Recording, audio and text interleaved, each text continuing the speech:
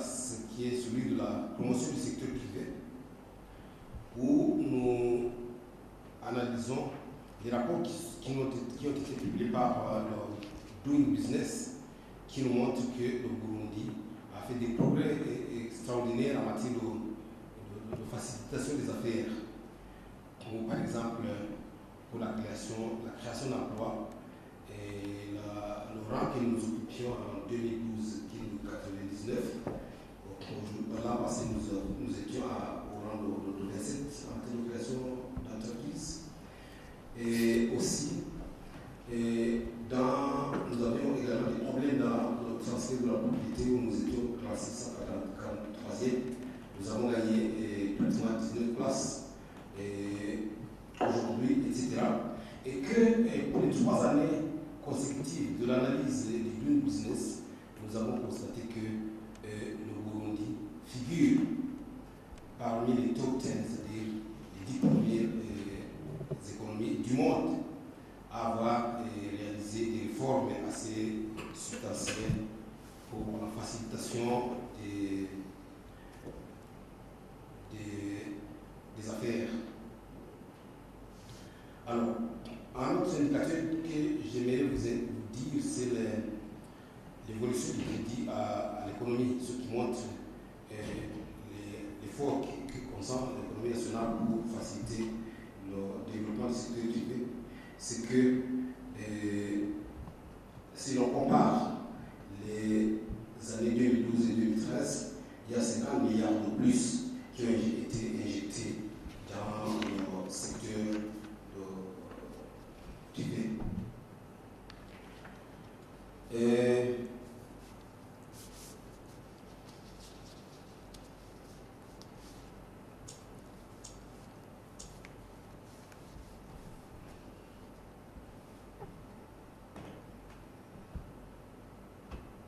Alors, parlons maintenant de l'axe numéro 3, qui est celui de l'amélioration des taux d'accès à la qualité et la qualité des services. Dans ce domaine-là, ce que je peux déjà vous dire, c'est que les mesures qui ont été prises par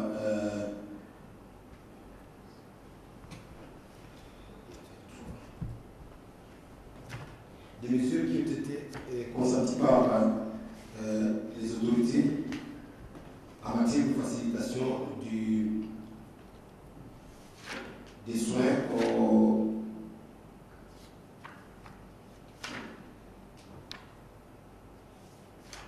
enfants de moins de 3 ans ont porté les fruits parce que nous avons observé une forte diminution du taux de mortalité infantile et maternelle également.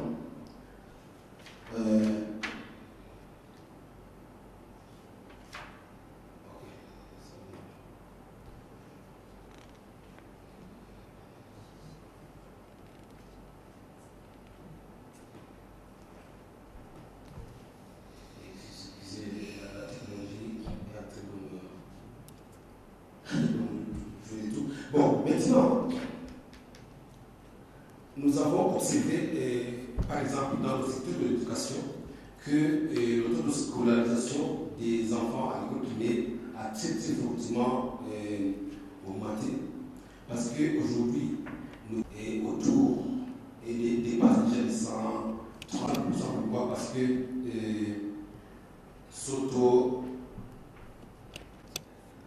nous devons également nous féliciter parce que le Burundi est dans l'Irak. Et nous pouvons des sensibilisations en matière de protection des aires protégées, etc.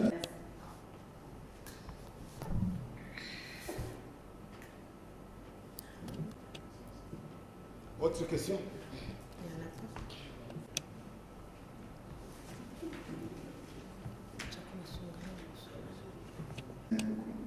Je voudrais d'abord remercier à mon tour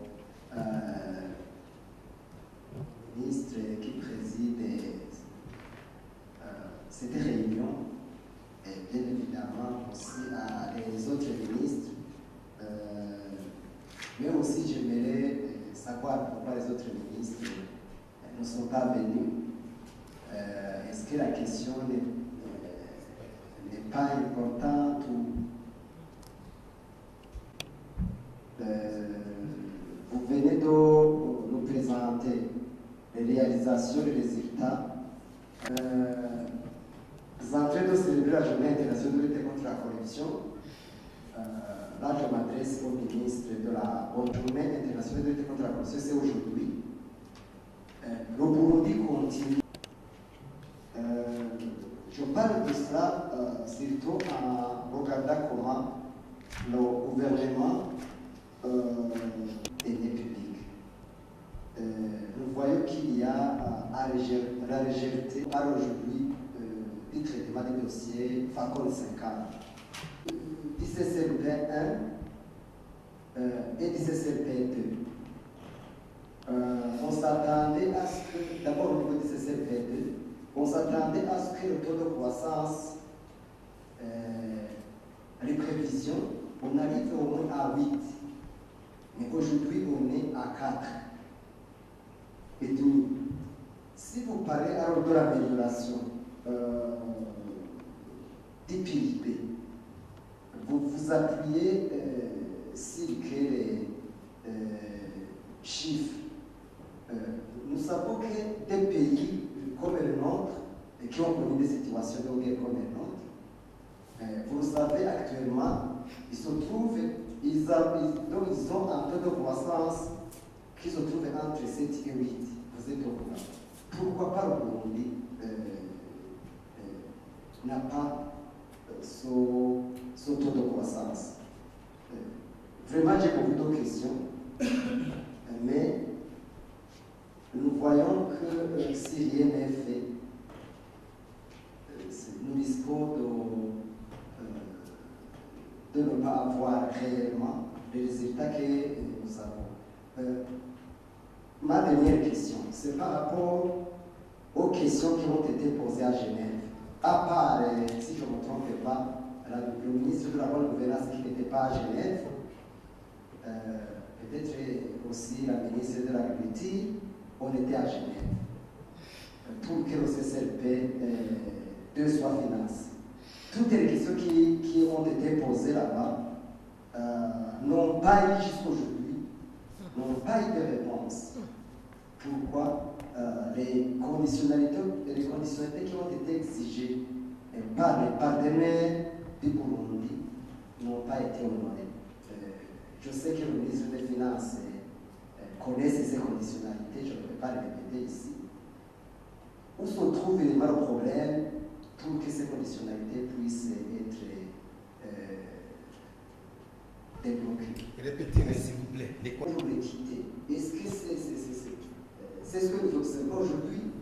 Ils avaient aussi recommandé à ce que la corruption diminue par les institutions comme la Banque mondiale et bien d'autres institutions d'améliorer, donc diminuer. Aussi, c'est par exemple au niveau public. Vous vous souviendrez? Bon, 2-3 questions parce qu'à 13h top, nous allons arrêter. 130%. Est-ce que tous ces enfants ont l'insuffisance du matériel didactique, qu'est-ce qui est prévu pour assurer une bonne qualité, donc ça, seulement d'envoyer des enfants à l'école, il faut que ces enfants soient suffisamment instruits. Je pense que c'était arrivé uniquement au journaliste, et ça c'est un petit commentaire. Pardon? Je disais que je pense que c'était prévu des questions journalistes parce que c'était une conférence de presse. Mais qu'à cela ne tienne, j'ai quelques questions. La première s'adresse à M. le ministre de l'Intérieur. Il nous a dit que dans le cadre de la mission 2025, et qu'avec cet objectif, une autre question est en rapport avec l'avion présidentiel. Et la somme de l'achat de cet avion ne se trouvait pas dans le budget. Est-ce que ça, c'est pas une défaillance par rapport à cette transparence? Merci. Concrètement, en termes de pourcentage, où arrive-t-on avec les réalisations du CCP2? Ma deuxième question pour le même ministre.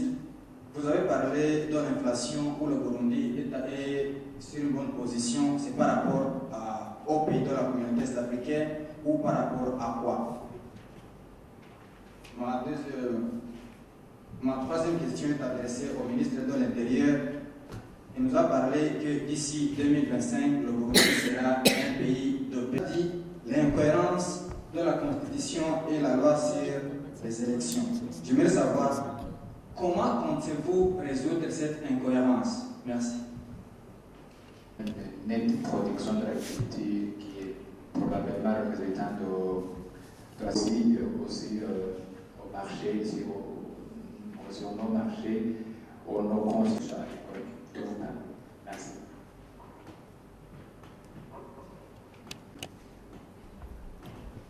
Je crois que si ce n'est pas une question tendancieuse, il aurait pu cadrer le sujet avec ce que nous sommes en train de faire aujourd'hui. Nous sommes en train d'évaluer l'évolution dans l'impact du CCLP2 sur un certain nombre de domaines économiques et sociaux, etc. Ce que nous avons réalisé est là. Si maintenant je vous dis ce que nous n'avons pas réalisé, je serai en train de mentir. Parce que dans notre vision, il y a plein de choses où nous espérons qu'un jour vous verrez même des chemins de fer en train de circuler dans nos pays. Est-ce que je vais vous dire ça on n'a pas réalisé, ça on n'a pas réalisé, ça on n'a pas réalisé? Contentez-vous de ce que nous avons réalisé comparé avec ce qui était réalisé avant. Mais comme c'est une question tendancieuse, je ne vais pas y répondre. Votre défi, monsieur le ministre? Les défis, oui. Mais quand vous me dites de vous dire ce que je n'ai pas réalisé, je crois que les deux questions sont liées. Alors, quelqu'un a posé la question pour savoir pourquoi tous les autres ministres ne sont pas ici. Ça aurait été intéressant pour lui, évidemment, de voir si tous les ministres étaient ici, comme si c'était un conseil des ministres. Mais je crois, si le gouvernement nous a envoyés ici pour vous dire les réalisations du CCLP2 et que nous avons passé en revue tous les 4 secteurs, je crois que vous devrez déjà vous contenter de ça. Et ma foi, si le gouvernement avait même jugé d'envoyer un seul ministre pour vous présenter ces réalisations du CCLP2, c'eût été aussi bon. Alors, ça que je m'attarde beaucoup sur les questions en rapport avec la corruption, moi je crois que la corruption, ce n'est pas une affaire du gouvernement seulement, c'est aussi également une affaire de la société civile.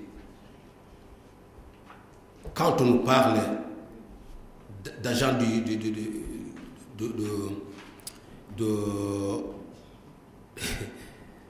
d'acteurs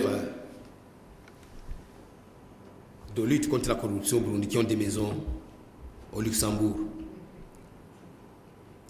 qui ont publié des rapports de détournement en l'an 2003 et qui, 6 mois après, se sont rebiffés et cachent les preuves de ceux qui ont détourné les 5 ou 6 milliards à l'époque.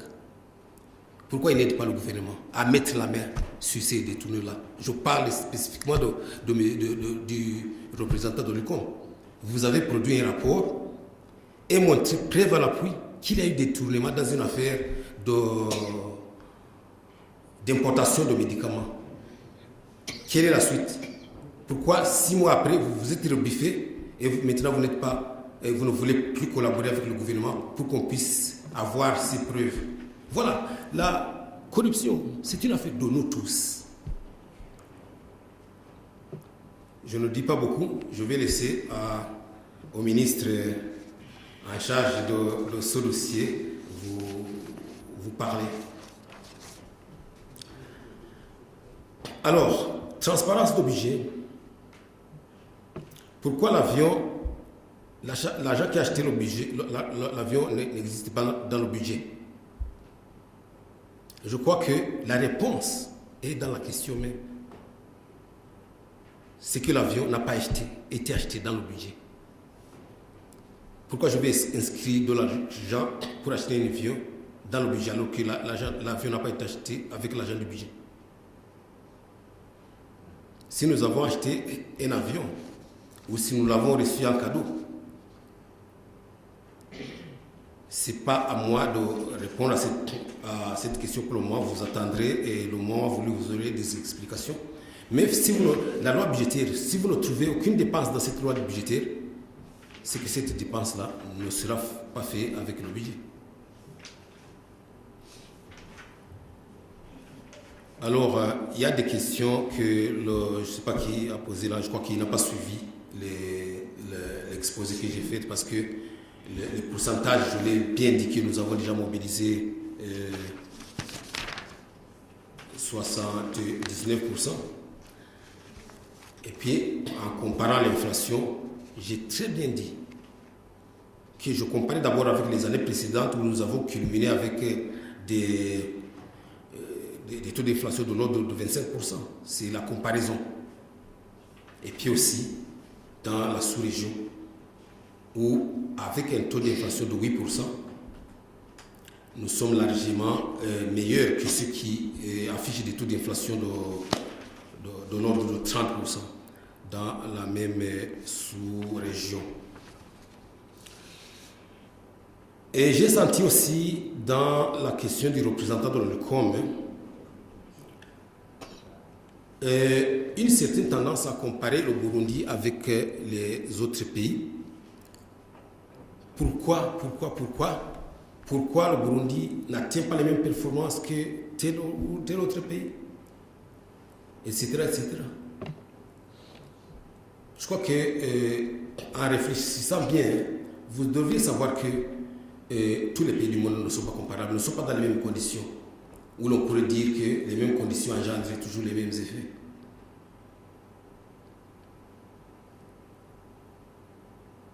Moi-même, je me suis toujours posé la question, pourquoi est-ce que nous ne parvenons pas à exploiter les mines du Musongati? Alors qu'en naissant, c'est sans doute le premier espoir que j'avais vu sur les lèvres de mes parents, de mes grands frères, etc. Il y a beaucoup de contraintes, il y a beaucoup de défis qui nous empêchent d'exploiter ces mines de Musongati. Le jour où nous pourrons les exploiter, nous allons afficher aussi des taux de croissance assez importants. Je ne vais pas accaparer tout le temps, mais celui ou celle qui voudra qu'on discute des défis, mais pas de façon à poser des questions tendancieuses devant la presse. Je suis prêt à le faire, madame. Si vous voulez qu'on discute de ces défis, je suis prêt. Mais j'ai senti dans votre langage qu'il y avait une certaine tendance à vouloir me mettre de la colle.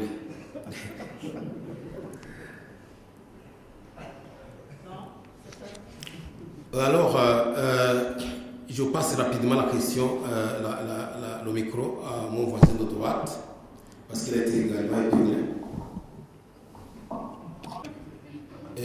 Dans la mesure où je vous dis qu'aujourd'hui, le taux de scolarisation est de 136%.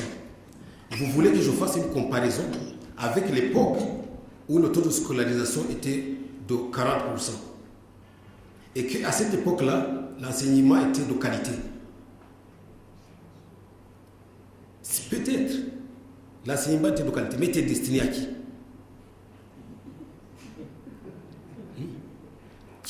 Ce qui était oublié dans cet enseignement-là. Sur quels critères c'était fait? C'est pourquoi je n'ai pas voulu soulever beaucoup de polémiques sur cette question. Mais